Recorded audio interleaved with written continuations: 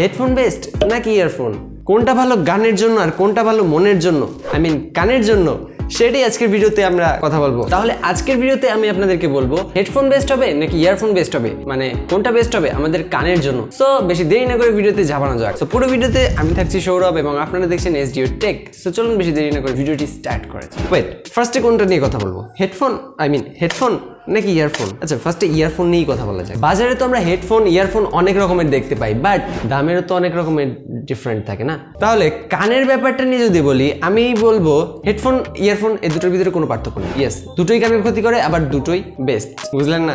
বুঝিয়ে বলছি। আপনি হেডফোনে গান শুনুন আর ইয়ারফোনে, কানে ক্ষতি আপনার দুটোই করবে যদি আপনি শুনেন লাউড স্পিকারে।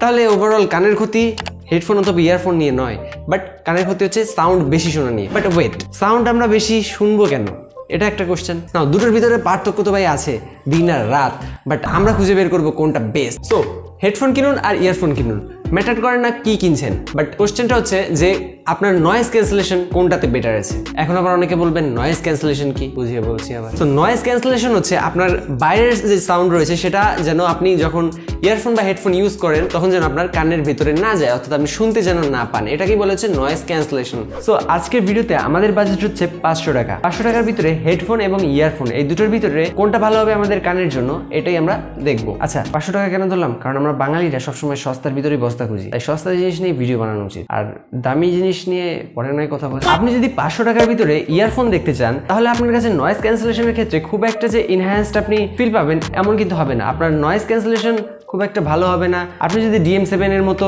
ইয়ারফোনগুলো কিনে থাকেন, তাও আপনার নয়েজ ক্যান্সেলেশন কিন্তু খুব একটা বেটার রেজাল্ট আপনাকে দেবে না, যতটা আপনি 1000 পার করলে দেখতে পাবেন। সো এই দিক থেকে ইয়ারফোন কিন্তু হেরে যাচ্ছে এবং আমাদের হেডফোন বেস্ট হচ্ছে। সো আপনি যদি কম দামের ভিতরে একটা ইয়ারফোন চান, তাহলে সেটা কিন্তু নয়েজ ক্যান্সেলেশন করতে পারবে না, যার কারণে আপনাকে ভলিউম একটু হাই লেভেলে রেখে গান শুনতে হবে আপনি যদি কোনো নয়েজি এরিয়ার ভিতরে থাকেন। তো আপনাকে এই ক্ষেত্রে ভলিউম কিন্তু হাই রেখে গান শুনতে হচ্ছে, যেটা আপনার কানের ক্ষতি করছে। এবার আসি হেডফোনে নিয়ে। অ্যাকচুয়ালি আপনি যদি সস্তার ভিতরে হেডফোন দেখেন, আপনি যদি 100 টাকারও হেডফোন কেনেন, সেক্ষেত্রে আপনার কানটাকে কিন্তু সেই হেডফোন কভার করে রাখবে না। হেডফোন কানটাকে যেহেতু কভার করে রাখছে, সেক্ষেত্রে আপনার বাইরের যে নয়েজ সেটা অনেকটাই কম হয়, যার কারণে আপনি ক্লিন একটা অডিও শুনতে পান এবং বেসও অনেকটা বেশি পান। না, আমি বলছি না 100 টাকার হেডফোনে বা 300 টাকার হেডফোনে আপনাকে নয়েজ একদম টোটালি ক্লিন করে দেবে, বাট নয়েজ কিন্তু খুব ক্লিয়ার না হলেও মাচ বেটার হবে ইয়ারফোনের চেয়ে। এক্ষেত্রে আমরা যদি কম দামের ভিতরে হেডফোন এবং ইয়ারফোন দুটো খুঁজি আমাদের কানের জন্য কোনটা ভালো হবে, তাহলে আমাদের এখানে ক্লিন উইন কিন্তু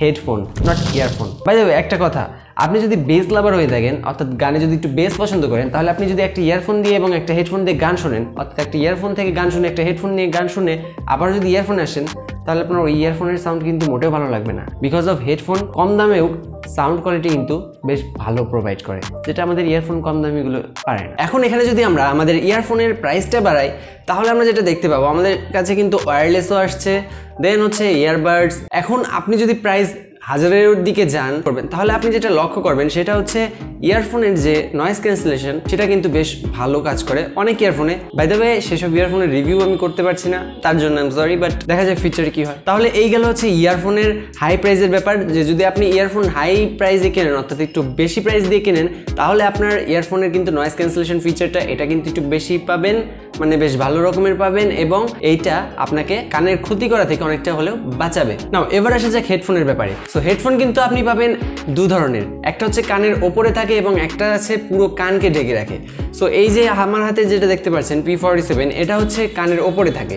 আর আরো একটা পাওয়া যায় যেটা হচ্ছে পুরো কানটাকে ঢেকে রাখে এবং সেগুলোর দামও একটু বেশি হয় এবং সেগুলোর নয়েজ ক্যান্সেলেশন আরো একটু বেশি হয়, মানে বাইরের নয়েজগুলো ভিতরে আরো কম আসে। তো সেগুলোতে সাউন্ড কোয়ালিটি কিন্তু আপনি আরো একটু ভালো পাবেন, অ্যান্ড বেসের কথা তো বলতেই হবে না, আরো বেশি অবশ্যই পাবেন। সো এক্ষেত্রে যদি দেখি আমরা ইয়ারফোন এবং হেডফোন এই দুটোর ভিতরে কোনোটাই কিন্তু আমাদের কানে ক্ষতি করে না, যদি কিনা আপনি লো ভলিউমে শোনেন। বাট আপনি যদি হাই ভলিউমে শোনেন, তাহলে কিন্তু দুটোতেই ক্ষতি রয়েছে।